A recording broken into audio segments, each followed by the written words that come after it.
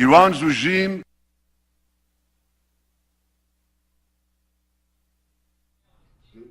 Ladies and gentlemen, I apologize for the technical difficulties. Welcome to the Steve Malzberg Show.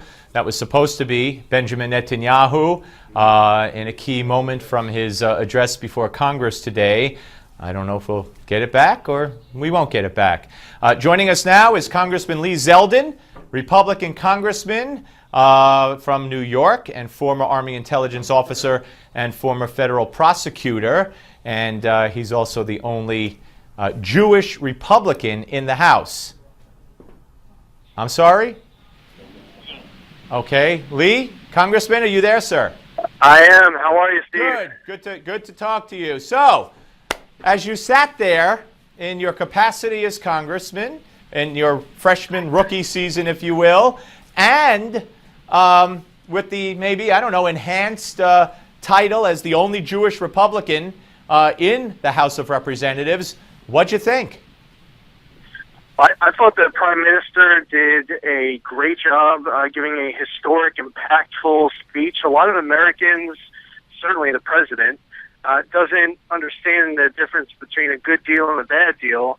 And I thought that the Prime Minister, he started off by, extending that branch to those Democrats who were there who, their minds were filled with partisanship to express a spirit of working together. It doesn't matter what your party is, and standing united against the cause to fight radical Islamic extremism and state-sponsored terrorism. But then he shifted to outlining exactly what makes a bad deal and why we're better off with no deal than pursuing a bad deal. And I think for people who are listening to the speech, who beforehand may not have known exactly what the difference is, now they're thinking, okay, we don't want Iran to be pursuing uranium enrichment. We don't want them to have centrifuges. They have to allow weapons inspectors to come in. We shouldn't be making permanent concessions in exchange for temporary concessions. So, checking all those boxes and defining what we should be aiming for, I thought the speech was highly effective. All right, and then let me ask this one more time, then we'll move on. Because, I know that, as a Jewish American, I had a sense of pride watching it on television. Did it give you a special sense of pride in any way?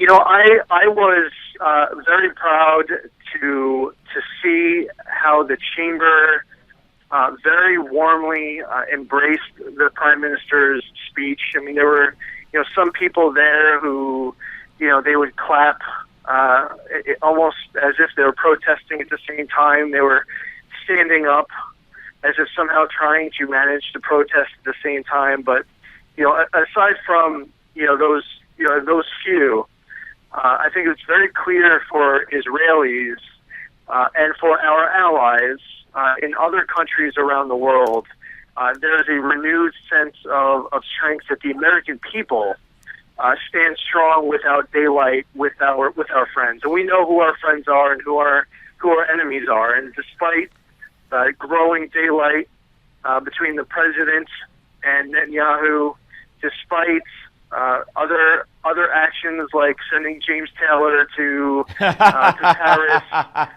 or not being at the 70th anniversary liberation of Auschwitz, it's moments like these that remind our friends that the American people stand strong with them. When Nancy Pelosi tweeted out that she was crying during this speech because of the insults to America, what do you think of that? No matter how hard anyone tries to spin the Prime Minister's words into a soundbite to serve a partisan political purpose, what's most important is embracing the substance of the Prime Minister's speech at face value, and for any colleague who, out of partisanship, is debating exactly how, moving forward, they can turn a good thing into something bad, to justify a bad deal or to justify blind loyalty to the president. We need to send a strong message to them to put the partisanship away, embrace the speech and the substance for what it is. Because that's in the best interest of America. We got 10 seconds. Was she out of line in that tweet?